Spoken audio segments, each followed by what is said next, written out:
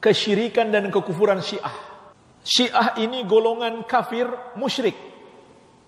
Banyak sekali kekafiran dan kesyirikan mereka. Tapi dalam kesempatan ini kita hanya akan menyebutkan 5 saja. 5 bentuk kekafiran dan kesyirikan mereka. Dan subhanallah, 5 kesyirikan mereka itu sama persis dengan ajaran tasawuf atau sufiyah, tarekat. Orang-orang Syiah meyakini bahwa imam-imam mereka adalah perantara dalam beribadah kepada Allah. Seperti kata Al-Majlisi dalam Biharul Anwar. Ini buku pegangan penting orang-orang Syiah.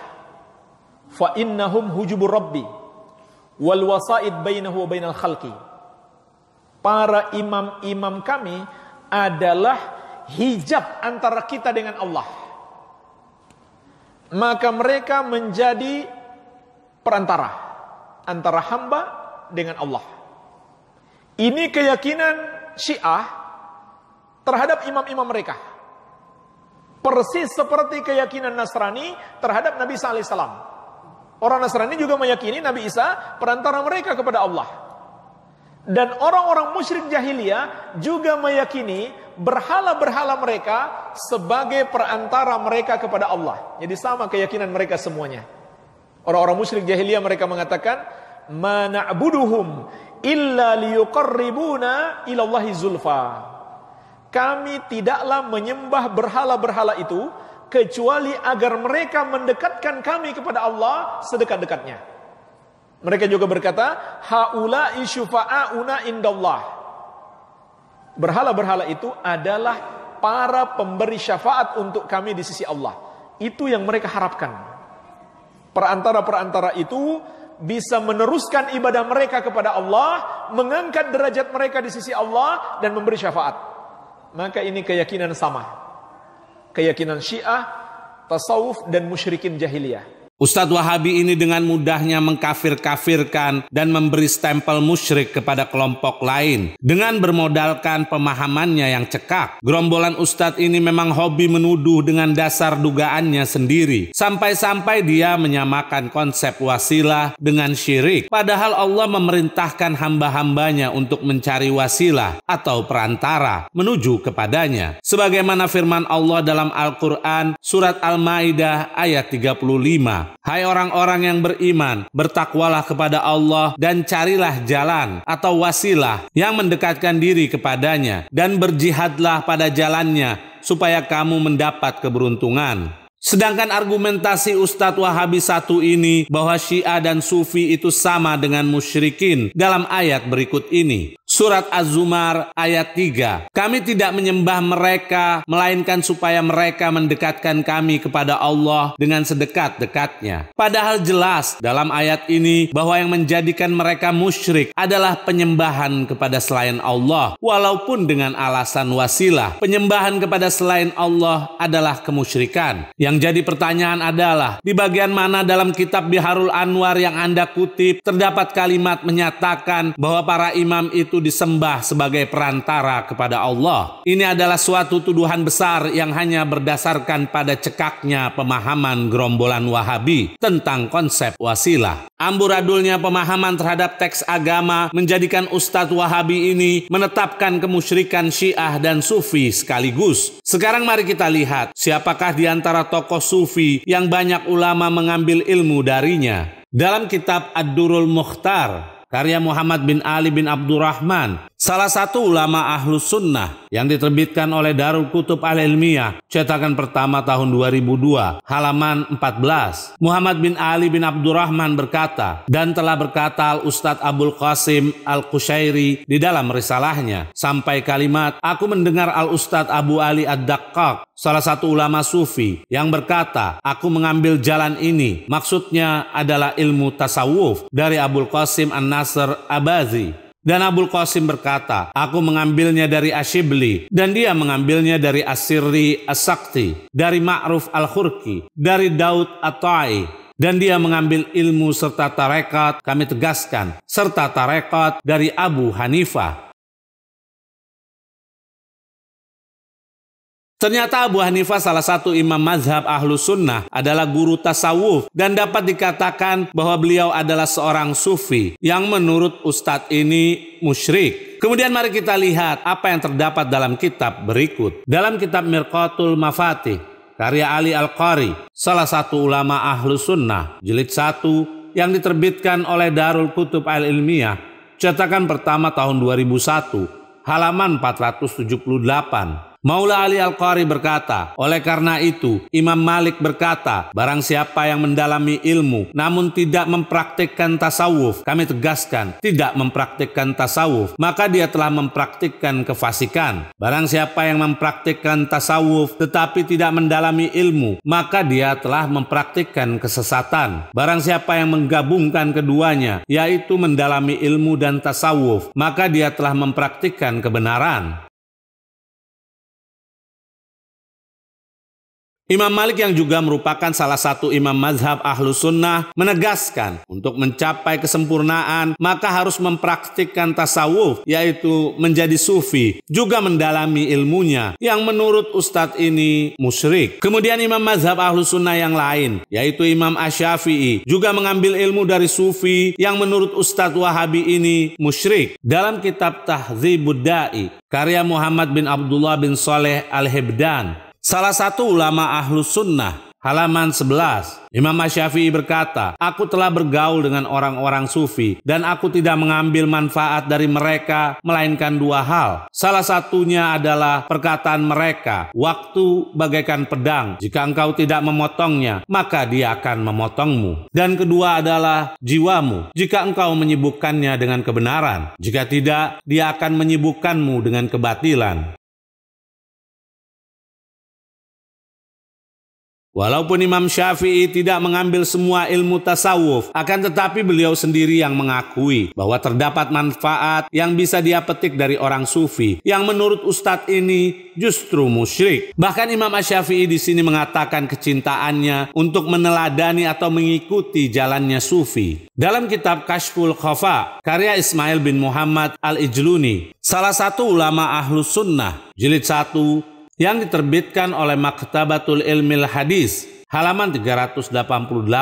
Al-Ijluni berkata, sesungguhnya Imam Syafi'i ketika berpendapat, dia mengatakan, aku cintai dari dunia kalian 3 hal, meninggalkan keterpaksaan, bergaul dengan akhlak dan lemah lembut, juga mengikuti jalannya ahli tasawuf. Kami tegaskan, mengikuti jalannya ahli tasawuf.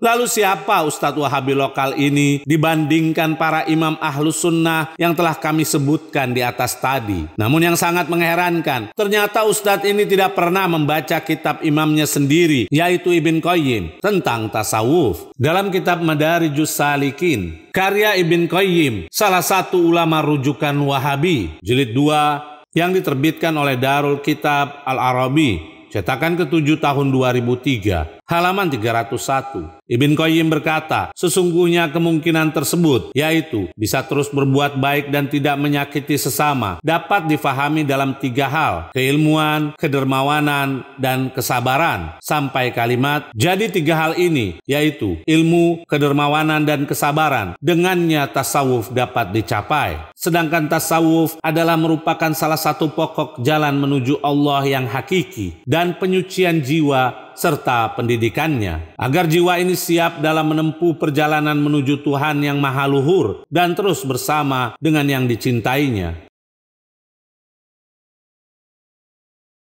Di sini sangat jelas pernyataan Ibn Qayyim selaku ulama rujukan Wahabi dan ustadz ini bahwa ilmu tasawuf adalah jalan menuju Allah. Bahkan gurunya Ibn Qayyim pun, yaitu Ibn Taimiyah, telah membuat pernyataan tentang tasawuf yang mungkin belum pernah didengar oleh gerombolan ustadz ini. Dalam kitab Ar-Rad Al-Syadzili karya Ibn Taimiyah, salah satu ulama rujukan Wahabi yang diterbitkan oleh Dar Alamil Fawaid, halaman 73. Ibn Taimiyah berkata, di saat dia berbicara tentang kelompok sufi dan guru-guru besar seperti Fudail bin Iyad, Ibrahim bin Adham, Abu Sulaiman Ad-Darani, Ma'ruf al-Khurqi, dan orang-orang yang serupa dengan mereka. Mereka adalah orang-orang yang mengikuti Al-Quran dan Sunnah, sedangkan kelompok Sufi yang mengikuti mereka adalah orang-orang Sufi di dalam Sunnah dan Hadis, baik secara keyakinan maupun amal perbuatan. Karena mereka beriman kepada apa yang dikabarkan oleh Rasul, serta menjalani apa yang Allah perintahkan kepada beliau sallallahu alaihi wa alihi, juga membenarkan yang dibawa oleh beliau sallallahu alaihi wa alihi dan mentaati perintahnya. Barang siapa yang seperti ini, maka dia termasuk wali-wali Allah yang bertakwa, yang mana mereka tidak memiliki ketakutan dan tidak pula bersedih. Di sini Ibn Taimiyah telah mengakui bahwa orang-orang Sufi yang dia sebutkan namanya adalah termasuk yang mengikuti Al-Quran dan Sunnah. Namun dengan beraninya Ustadz ini justru mengatakan Sufi itu musyrik. Dalam kitab yang lain, Ibn Taimiyah pun berkomentar tentang orang-orang Sufi. Dalam kitab Majmu' Fatawa, karya Ibn Taimiyah, jilid 10, yang diterbitkan oleh Mujamma' Malik Fahad, cetakan tahun 2004, halaman 516 sampai 517. Ibn Taimiyah berkata, adapun orang-orang yang istiqomah dari para salikin, maksudnya para ulama sufi, yaitu mayoritas ulama salaf seperti Fudail bin Iyad, Ibrahim bin Adham, Abu Sulaiman Ad-Darani, Ma'ruf al-Khurqi, Sirri as-Sakti, Junaid bin Muhammad, dan selain mereka dari ulama sufi terdahulu, dan seperti Syekh Abdul Qadir Al-Jailani, Syekh Hamad, Syekh Abul Bayan, dan selain mereka dari ulama kontemporer. Mereka tidaklah mengajak pesuluk walaupun telah bisa terbang di udara atau berjalan di atas air keluar dari perintah dan larangan agama. Bahkan wajib atasnya mengerjakan yang diperintahkan dan meninggalkan yang dilarang syariat sampai mati. Inilah kebenaran yang ditunjukkan oleh Al-Quran, Sunnah, dan kesepakatan salaf, dan hal ini banyak didapati dalam perkataan-perkataan mereka, yaitu ulama tasawuf. Yang terpenting di sini adalah pujian Ibn Taimiyah kepada para tokoh sufi yang sudah dia sebutkan tadi. Yang jadi pertanyaan, mengapa para pengikut Ibn Taimiyah tidak membaca kitab-kitab imamnya sendiri? Sebaiknya jangan tampil di permukaan jika belum menguasai ilmu imamnya. Bahkan si ustadz ini berani menyatakan akan musyriknya tasawuf. Sebenarnya siapa yang guru dan siapa yang murid? Sebagai penutup, kami akan berikan hadiah kepada ustadz ini apa yang pernah dilakukan oleh imam besar, yaitu Ibn Taimiyah. Dalam kitab Jami'ul Masail, karya Ibn Taimiyah, Majmu'ah Ats-Tsaminah, yang diterbitkan oleh Dar Alamil Fawaid, cetakan pertama tahun 1432 Hijriah, halaman 7. Muhaqqiq berkata, salah satu yang disebutkan dalam kesempatan ini adalah bahwa Ibn Nasiruddin Ad-Dimashqi telah menyebutkan di dalam kitabnya Idfa'u Hirqah Al-Huba Bi'ilbasi Khirqatut Taubah, sebagaimana yang dinukil darinya Yusuf bin Abdul Hadi yang dikenal dengan Ibn Mubarrad di dalam kitab Bid'ul Alqah Bilubsil Khirqah, halaman 136, bahwa Syekhul Islam berkata, dahulu aku telah mengenakan khirqah tasawuf, yaitu jubah awal dari rantai spiritualitas sufi, dari sekelompok guru besar. Salah satunya adalah Syekh Abdul Qadir Al-Jailani, dan itu merupakan jalur sufi terkenal. Kami tegaskan, jalur sufi terkenal.